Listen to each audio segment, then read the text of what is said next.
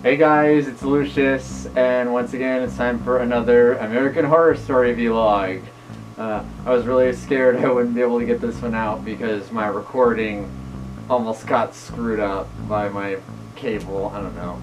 But thankfully it didn't screw it up too much. I was able to see nearly all of it, and this was... I don't know how to describe this one. It's American Horror Story started doing that. I don't know how to describe it again. Just, I guess, elongated season type thing where, like, the first half of the season seems like, oh yeah, it's ending or whatever, and it feels like it's kind of an end to the season. And then they just kind of rush a bunch of events. Okay, so as I mentioned last time, Brooke ended up having to take the fall for everything that happened at the camp. She got arrested as the murderer, even though she obviously didn't do it, and Margot had her take the blame. And then Richard Ramirez and Mr. Jingles escaped together. And it seemed like, okay, is that how it's gonna end? And so now it's like an entire year later, Mr. Jingles and Richard Ramirez end up like basically traveling the road together, and you know, Richard Ramirez is still killing a bunch of people, and Mr. Jingles doesn't want to because, you know, he's not really a murderer. Even though he killed a bunch of people, he doesn't want to kill people, and so he ends up turning Richard Ramirez in. He alerts people to the police that, oh yeah, this is who's killing all these people. And then the thing happens that happened in real life. An angry mob ends up finding Richard Ramirez, chases him down, and just beats the shit out of him until the cops come and take him away. And he ends up in the same prison that Brooke is in, because of course he does. And Brooke is on death row because nobody believed that she was innocent, which really sucks. I like Brooke. I like Brooke as a character. I feel so bad for her. And Mr. Jingles ends up running away to Alaska and basically starting a new life for himself with a wife and son. And it's super interesting. Like, apparently the wife used to be a hooker, and they basically, like, you know, like, they found each other, helped each other through everything, and then just decided to start a new life together. So she knows that he killed people, and she's just like, you know, that's not who you are anymore, and he just wants to move on. He basically works at a Blockbuster now, which I thought was kind of funny. And back at the camp, all the people that died are ghosts, after all. It's not just Montana and the other people that we've seen before. It's like, apparently the camp is kind of like Murder House in season 1, where everyone is just there permanently. If you die on that ground, you just become a ghost, I guess. And so and Montana and her boyfriend, the Antichrist from last season, they just kill pretty much everyone that shows up at the camp because they've embraced being pieces of shit and death, I guess. And meanwhile, Margaret, the real killer, she is doing some of the most, I think this is the most insane shit this season. So she has amassed this gigantic fortune from, I guess, a former husband that she murdered, and she has gone on to buy some of the most infamous buildings across America, some of which are real. Let's see, so she has bought the John Wayne Gacy house. She has bought the Briarcliff Mansion from from the season of American Horror Story Asylum. I think that was the second season. She brought the Winchester Mystery House,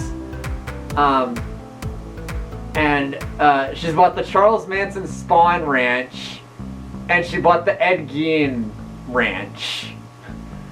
And she's basically turning them into a bunch of, like, insane tourist attractions where you can come and experience, like, I guess, what it was like to be a victim. It's insane. Like, this wouldn't happen. Like, okay, I know America is like morbidly fascinated by serial killers and horrible people to the point where we kind of glamorize them and it's kind of fucked up.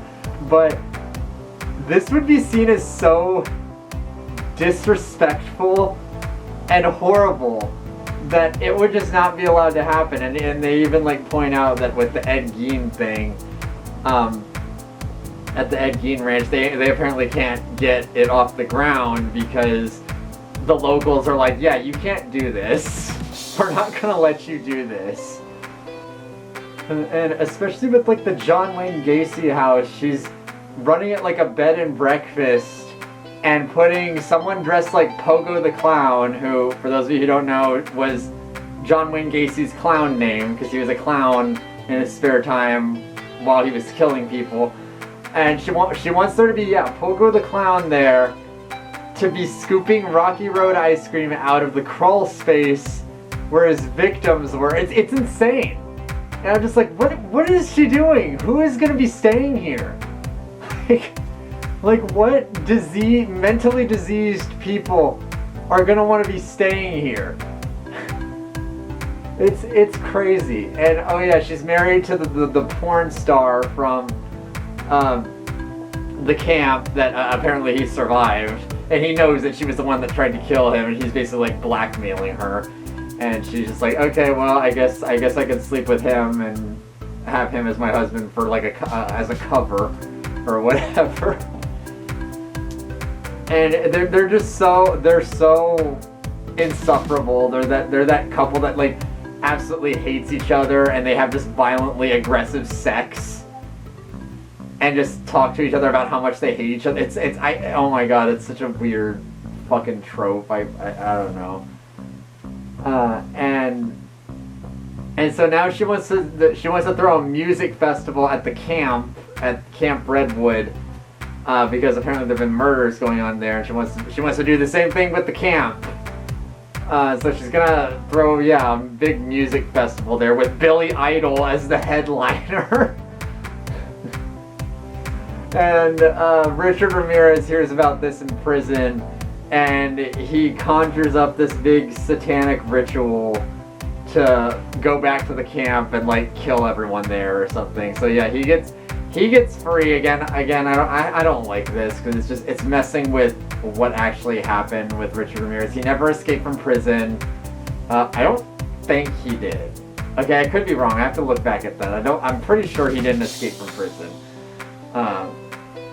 I think that was Ted Bundy.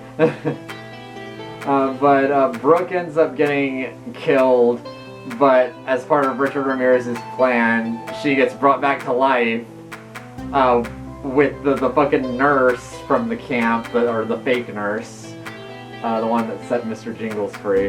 And then Mr. Jingles, or Richard Ramirez, I guess somehow either shows up in Alaska, or I think it's just he calls like the satanic forces to show up in Alaska and kills Mr. Jingles' wife. And thankfully he spares his baby, he spares the son, and so Mr. Jingles gives up his son, leaves it on like a neighbor's doorstep, and then goes back to the camp.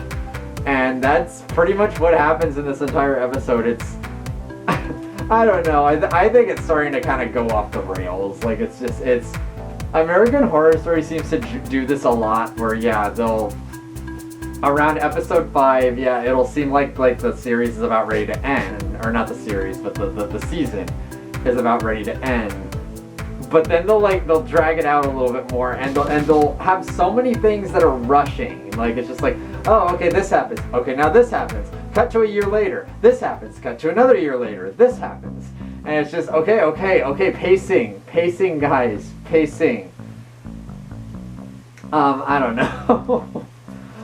Like I said, I'm still wanting to watch the rest of this. It's still interesting me, but like, I don't know, like it's starting to like come up with some really outlandish shit, like with what Margaret's doing, like buying up all these infamous properties and converting them into tourist attractions. Like, I'm sorry, I don't buy that. Like, who would do that?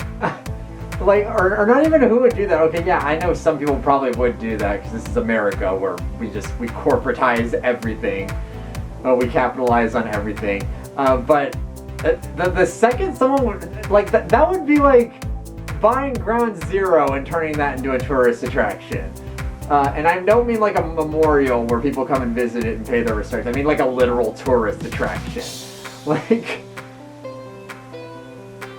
what they come up with the John Wayne Gacy house. They do the same thing with the Lizzie Borden house, where they're gonna turn into a bed and breakfast and have people dressed up like the family members from the Lizzie Borden house, including Lizzie, where she's gonna walk around the house with a hatchet and bang on people's doors. And I'm like, who is gonna stay here? It doesn't make any sense. Like, especially the John Wayne Gacy house, honestly, more than anything. Like, who would stay there? And the Charles Manson Spawn Ranch. I'm just like she apparently basically turns it into a theme park. There's like a Ferris wheel at the Spawn Ranch where Charles Manson plotted the brutal murders of all these people. And I'm just thinking, who would stay here? This is really what I'm focusing on mainly in this episode, is just this outlandish shit.